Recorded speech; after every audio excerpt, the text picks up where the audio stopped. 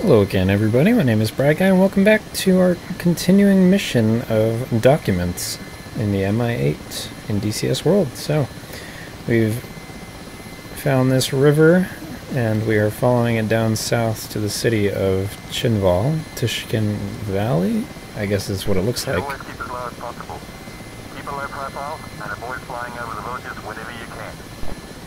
Oh? Why? First of all, nobody likes helicopters buzzing overhead all the time. But also, we don't need any bird shot peppering our chopper either. Flying over Georgia's villages, it wouldn't be the first time. Alright, so now we know that there are in fact threats. The last thing we want to do is deviate from the course, else we risk getting shot at. Which, in all honesty, I'm not thoroughly interested in, so let's try and be a little sensible about it, shall we?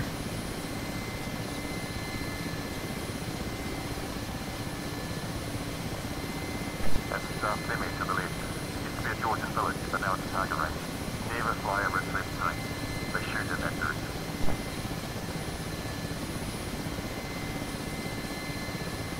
Alright, looks like they're using some stuff for target practice. Not quite sure what those vehicles are, but cool looking. Nice to overfly a little action, especially since we're hopefully going to not see any ourselves. We are unarmed after all.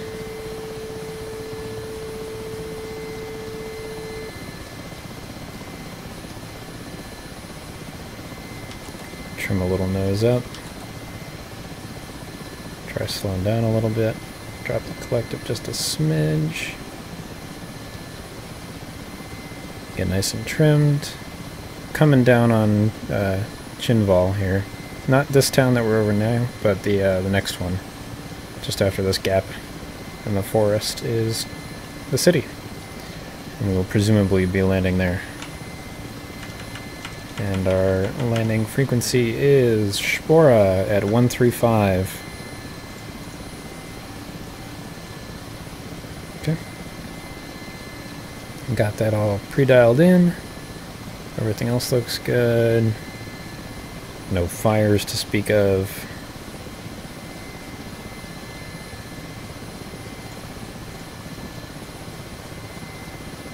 Yeah, we're looking good. The Mi-8. New army base on the farm and a helipad on the northwest side of town. Contact Spora to request landing and proceed to land. Alright, sounds good. I don't know what's up with our barometric altimeter. I don't think it was ever set properly. But we'll just kind of leave it be. There's not a whole lot to deal with. We're not flying IFR or anything. We've got our radio altimeter. Not concerned in the slightest. Alright, so let's contact Spora and proceed to land. Spora, 103. So what I was saying was that the Mi-8's not an ugly aircraft, at least in my opinion. I mean, there are uglier aircraft, for sure. Find the fart, there we go. There are the helo pads. Let's trim aft. Start slowing down. Oh! Accidentally hit abort. Inbound, that's not at all what I wanted to do.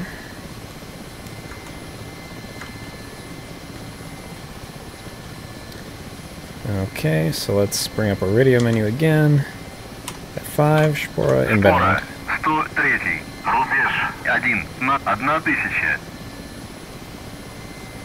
103. Шпор. Следуйте курсом 277. Удаление 0. Давление 680,91. Занимайте высоту круга. 103.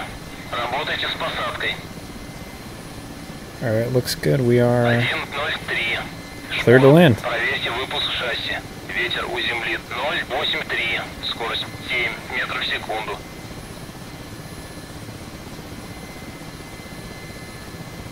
Of course, with the Mi-8, you get this big window in the floor there. So we can just sort of drop in on our landing pad. Trying not to vortex ring. The Mi-8 does handle pretty well, but compared to some of the other helicopters, it's a little too easy to vortex ring in. Especially the Huey. If you're used to the Huey and there's rarely times where you vortex ring, you can just always add in more collective. It's pretty powerful in light aircraft. I mean, this is a powerful aircraft, but it's heavy as heck, so let's go ahead and gently set her down. And roll forward a little bit. And brakes on. Okay. Give them the documents. Looks good to me.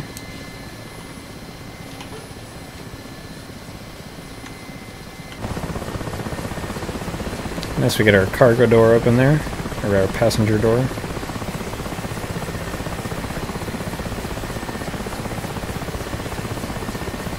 underkeepers, Commander. This takeoff. Taking 075. We'll turn left near the outpost. Alrighty, looking good. So let's request some takeoff here. Шпора, 103, взлет. 103. Шпор. Взлет по готовности. Отход по схеме на 300. Подавление 680,91. Turn heading 075. Push the nose forward. And let's get at it.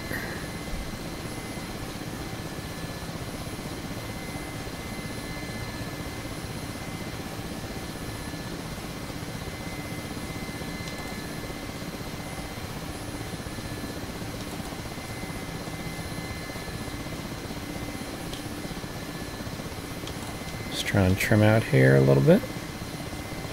Okay, our next leg is relatively short. Now, full disclosure here, this is my nth attempt in doing this. I'm not sure how many times I've done this, but over this ridge, I got to the outpost and flew south along the river, and apparently that was not the course I was supposed to take.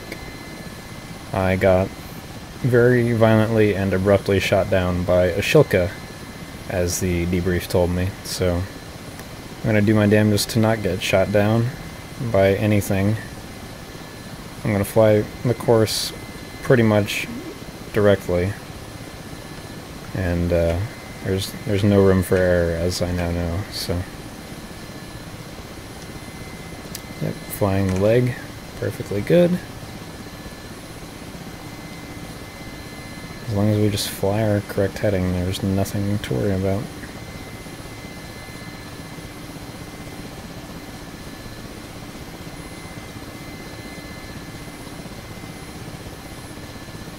A little bit of extra horsepower needed to get over this ridge, but nothing we can't handle.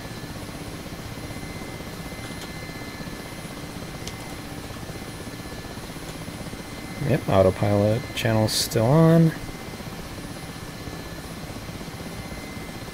And just trying to trim nice and easy here.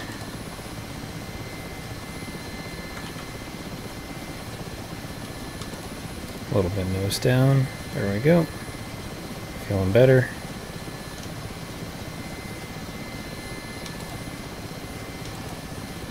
Yeah.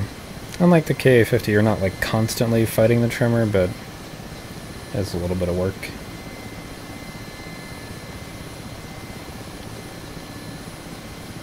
So, if you look ahead, there's a river, and I followed that river south, and there is a Shilka that mysteriously popped out of nowhere and killed me, so we're going to try and not do that this time. I really don't want to mess up the recording doing that.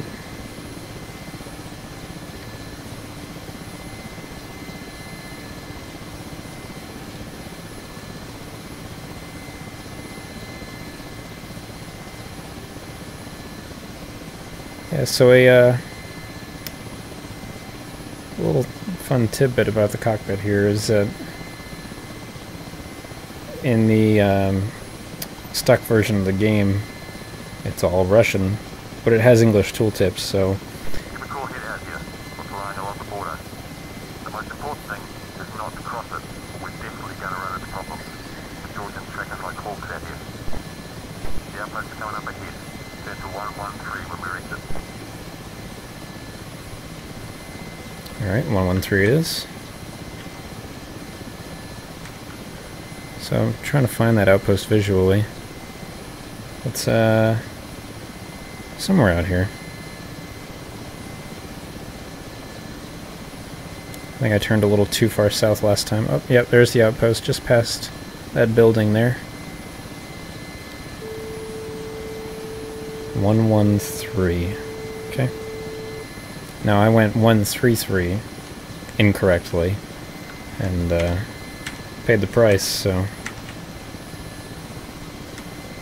we'll see how this fares. I guess Georgia is just on the other side of that river, so makes sense that there were problems. I'm not sure how the border works out here.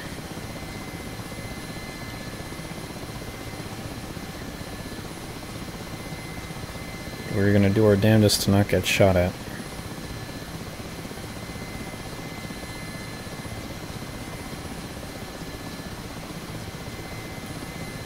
Trying to fight the slip indicator there. Step on the ball, as they tell you. Oh, what was I saying before the voiceover? Oh yeah, I tried learning the Mi-8 with the English tooltips and the Russian cockpit, and it just wasn't happening. So I went out and found the English cockpit mod, and ever since then it's become much more of a breeze to fly. Mostly because I'm Russian illiterate, but I mean, I'm fluent in French, so it's not like languages are hard. It's just an entire cockpit filled with Russian kind of meh translations. You know how like Chinese translations, oh, that's an interesting tree bug. Chinese translations into English can sometimes be called English. I think it's definitely English. It was an English cockpit, and now it's an English cockpit, because, you know, Russian translations, the tooltip translations at least, weren't all perfect and didn't give you the best idea of what was what. But this English cockpit does a really, really, really nice job. And there's still some stuff that's a little bit janky English, but for the most part, it's really good looking. There's also a cockpit mod that makes all the blue texture in the panels black, but that's not quite my speed, so I like to stick to the blue.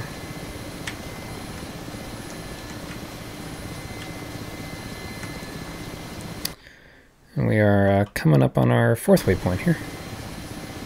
Just trying to find us on the map.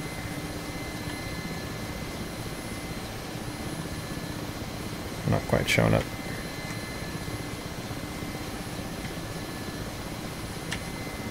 Okay, so this is a little longer leg in the journey. And it's been about time for this episode, so I will see you again when we're closer to our waypoint.